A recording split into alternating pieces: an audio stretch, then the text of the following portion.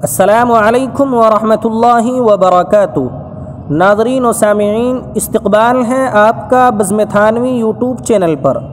آج کی اس ویڈیو کے اندر ہم اس محدث کبیر، فقیہ جلیل، لائق قدر مبلغ، قابل قدر مفسر اور نابغہ روزگار شخصیت کی اس مالک ہستی کا تذکرہ کرنے والے ہیں کہ جس کو دنیا اور عالم اسلام اور چہاردانگ عالم میں عام و خاص شیخ الحدیث علامہ زکریہ کاندھلوی کے نام سے جانتی اور پہچانتی ہے، بلکہ دیوبند اور اطراف دیوبند، سہارنپور اور اطراف سہارنپور میں حضرت شیخ الحدیث کا یہ تخلص اس طور پر ذکر کیا جاتا ہے کہ شیخ الحدیث کا نام سنتے ہی فوراً حضرت علامہ زکریہ کاندھلوی رحمۃ اللہ علیہ کی طرف ذہن مبذول ہوتا ہے۔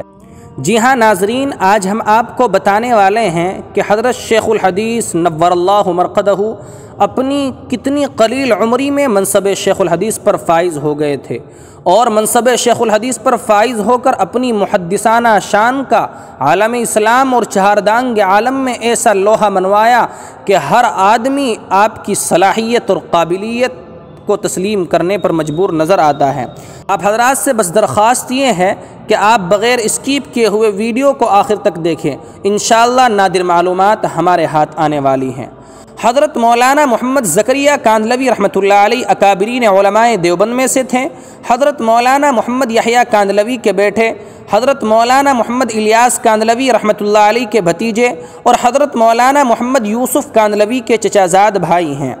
حضرت کی ابتدائی تعلیم مظفر نگر کے ایک نیک صالح بزرگ ڈاکٹر عبدالحی سے آپ نے قائد بغدادی پڑھا ہے، حفظ القرآن۔ اپنے والد ماجد حضرت مولانا محمد یحییٰ کاندھلوی سے قرآن کریم حفظ کیا۔ مولانا زکریہ خود فرماتے ہیں کہ قرآن یاد کرانے کا والد صاحب کا طریقہ انوکھا تھا کہ ایک صفحہ یاد کرنے کو دیتے تھے اور فرماتے تھے کہ 100 مرتبہ پڑھو پھر چھٹی۔ اس طرح مولانا نے قرآن پاک حفظ کر لیا۔ دیگر علوم اسلامیہ، اردو اور فارسی کی کتب 1328 ہجری یعنی 12 یا 13 سال کی عمر تک گنگوں میں قیام رہا۔ اس دوران اردو کے دینی رسائل، بہشتی زیور وغیرہ اور فارسی کی ابتدائی کتابیں پڑھ لی، جو زیادہ تر شفیق اور بزرگ چچا حضرت مولانا محمد الیاس کاندھلوی رحمۃ اللہ علیہ نے پڑھائی۔ عربی کتب، عربی تعلیم کا باقاعدہ سلسلہ سہارنپور آ کر 1328 ہجری میں شروع ہوا۔ مولانا یحییٰ عام متعارف درسی کتب کے خلاف تھے، ان کا اپنا انداز تعلیم تھا۔ صرف و نحو کی درسی کتاب خاص طرز اور ترمیم و اضافے کے ساتھ پڑھی۔ حضرت مولانا زکریہ کاندھلوی رحمۃ اللہ علیہ نے اپنے نصاب کی تکمیل حضرت مولانا یحییٰ سے ختم کی۔ مولانا یحییٰ رحمۃ اللہ علیہ کے پڑھانے کا انداز و اسلوب مختلف اور جداگانہ تھا۔ حدیث کا آغاز 7 محرم الحرام 1332 ہجری کو ظہر کی نماز کے بعد مشکات شریف شروع ہوئی۔ پہلے مولانا یحییٰ نے غسل فرمایا، پھر مشکات شریف کی بسم اللہ کرائی، خطبہ پڑھا، پھر قبلہ رو ہو کر دیر تک دعا کی۔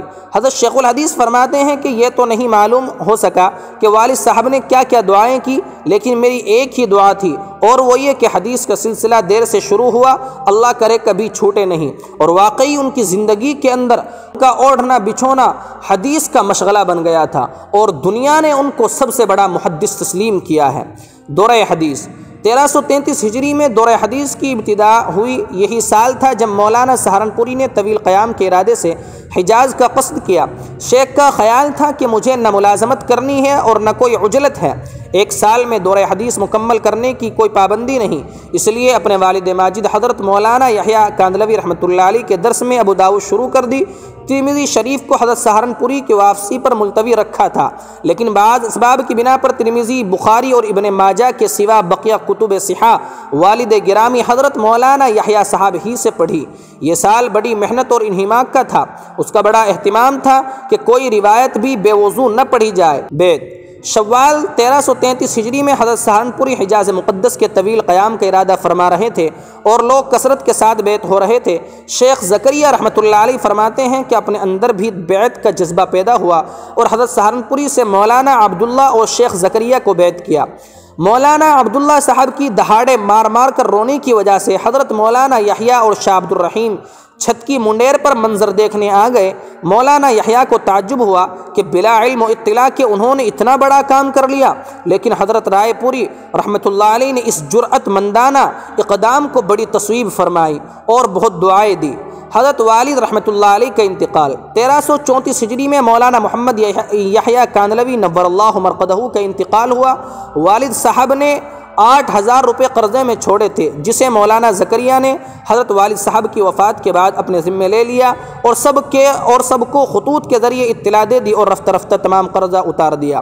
تدریس پر تقرر 1 محرم 1335 ہجری کو حضرت شیخ زکریا کا بحیثیت مدرس مدرسہ مظاہر علوم میں تقرر ہوا اور 15 روپیہ تنخواہ مقرر ہوئی۔ ابتدائی اسباق: بطور مدرس ابتدا اصول الشاشی، علم الصیغہ، نحو، علم منطق، فقہ اور عربی کی ابتدائی کتابوں سے ہوئی۔ اس وقت شیخ زکریا کی عمر 20 سال تھی۔ اہم اسباق: اگلے تعلیمی سال شوال 1335 ہجری میں پہلے سال سے اونچی اور درسی و فنی لحاظ سے اہم کتابیں پڑھانے کو ملی۔ تیسرے سال شوال 1336 ہجری میں مقامات حریری اور سبع معلقہ بھی درس میں آئی۔ بخاری و مشکات 1337 ہجری میں ہدایہ اولین، حماسہ وغیرہ، اور جب 1341 ہجری میں بخاری شریف کے 3 پارے بھی حضرت سہارنپوری کے حکم و اصرار سے منتقل ہو کر آئے اور ان کو پڑھانے میں بھی شیخ سے غیر معمولی اہلیت، قوت، مطالعہ اور فنی مناسبت کا اظہار ہوا۔ اس اعتبار سے حضرت شیخ الحدیث نور اللہ مرقدہ اپنی عمر کے 25-26 سال کی عمر میں منصب شیخ الحدیثی پر فائز ہو گئے تھے۔ حضرت مولانا خلیل احمد سہارنپوری سے آپ کی قرابت: شیخ زکریا خود فرماتے ہیں کہ مولانا خلیل احمد سہارنپوری سے قرابت کا یہ عالم تھا کہ ایک اجنبی نے میرے ہر وقت کی حاضری پر حضرت مولانا خلیل احمد صاحب سے کہا کہ یہ حضرت آپ کے صاحبزادے ہیں؟ حضرت نے فرمایا صاحبزادے سے بھی بڑھ کر ہیں۔ آپ کا عقد نکاح: مولانا یحییٰ کے انتقال کے بعد ان کی اہلیہ کو ہمیشہ بخار رہتا، یہاں تک کہ اس بخار نے بعد میں تب دق کی صورت اختیار کر لی۔ اسی اثناء میں شیخ زکریا کی والدہ کے اصرار پر مولانا رؤوف الحسن صاحب رحمۃ اللہ علیہ کے صاحبزادی بی بی امت المتین صاحبہ سے نسبت نکاح طے پایا گیا۔ مولانا رؤوف الحسن کی دوسری صاحبزادی مولانا الیاس کے نکاح میں تھی۔ اس طرح شیخ زکریا اور مولانا الیاس کاندھلوی رحمۃ اللہ علیہ چچا اور بھتیجا آپس میں ہمزلف ہوئے۔ عقد ثانی: شیخ زکریا کی پہلی اہلیہ کی وفات جو مولانا رؤوف الحسن کی صاحبزادی تھی 5 ذی الحجہ 1355 ہجری بمطابق 17 فروری 1937 ہجری میں ہوئی۔ ان کی طبیعت اب بالکل یکسوئی اور علمی و تصنیفی انہماک کی طرف مائل تھی اور عقد ثانی کا کوئی خیال ہی نہ تھا۔ اپنی آپ بیتی میں شیخ زکریا رحمۃ اللہ علیہ لکھتے ہیں کہ مرحومہ کے انتقال کے بعد میں اپنے مشاغل علمیہ کی وجہ سے بالکل ہی یہ طے کر چکا تھا کہ دوسرا نکاح نہیں کروں گا کہ بڑا حرج ہوگا، لیکن شفیق چچا نے جو باپ کے قائم مقام تھے شیخ کے اس تجرد کو پسند نہیں کیا۔ دوسرے شفیق بزرگوں کی بھی یہی خواہش تھی کہ شیخ کا گھر پھر آباد ہو جائے، اس لیے 4 مہینے بھی پورے نہیں گزرے تھے کہ شیخ کا عقد ثانی شفیق چچا حضرت مولانا الیاس کاندھلوی رحمۃ اللہ علیہ کے صاحبزادی مولانا یوسف رحمۃ اللہ علیہ کی ہمشیرہ عطیہ صاحبہ سے 8 ربیع الثانی 1354 ہجری بمطابق 18 جون 1937 کو ہو گیا۔ نکاح نظام الدین دہلی میں ہوا۔ اس موقع پر حضرت مولانا عبد القادر رائے پوری رحمۃ اللہ علیہ بھی تشریف لے آئے۔ حضرت مولانا سید حسین احمد مدنی کو سہارنپور اسٹیشن پر معلوم ہوا تو پیغام بھیجا کہ نکاح میں پڑھاؤں گا۔ چنانچہ دہلی تشریف لائے اور بعد نماز جمعہ نکاح پڑھایا۔ حضرت مولانا شیخ الحدیث مولانا زکریا کاندھلوی رحمۃ اللہ علیہ کی تصانیف تقریباً 100 کے قریب ہیں۔ اپنی آپ بیتی میں جو تصانیف درج کی ہیں ان میں شرح الالفیہ غیر مطبوع اردو شرح سلم، اسی طریقے سے جز حجت الوداع والعمرانات، خصائل نبوی شرح شمائل ترمذی، حواشی بذل المجہود، تحفۃ الاخوان، اوجز المسالک شرح معطا امام مالک، فضائل قرآن، فضائل رمضان، الاعتدال فی مراتب الرجال، فضائل حج، اور اس طرح کی بہت نادر کتابیں آپ کے نوق قلم سے منظر وجود پر آئی ہیں۔ اسی طریقے سے حضرت مولانا زکریا کاندھلوی رحمۃ اللہ علیہ کی وفات 24 مئی 1982 5:40 پر مغرب سے پہلے مکۃ المکرمہ کے ہسپتال میں چند روز زیر علاج رہنے کے بعد دار فانی سے کوچ کر گئے۔ انا للہ و انا الیہ راجعون۔ تدفین: مسجد الحرام میں نماز جنازہ کے بعد مدینہ منورہ میں واقع قبرستان جنت البقیع میں آپ کی تدفین کی گئی۔ مقامی افراد کے مطابق اتنا بڑا جنازہ شاید ہی کہیں دیکھا گیا ہوگا۔ اس طرح کی مزید نیو اپڈیٹ حاصل کرنے کے لیے اور اپنے اکابرین دیوبند، اکابرین مظاہر العلوم کی سوانح عمری، ان کی بایوگرافی جاننے کے لیے ہمارے چینل بزم تھانوی یوٹیوب چینل کو سبسکرائب کریں اور بیل آئیکن کو ضرور پریس کریں۔ شکریہ، جزاکم اللہ خیرا و احسن الجزاء۔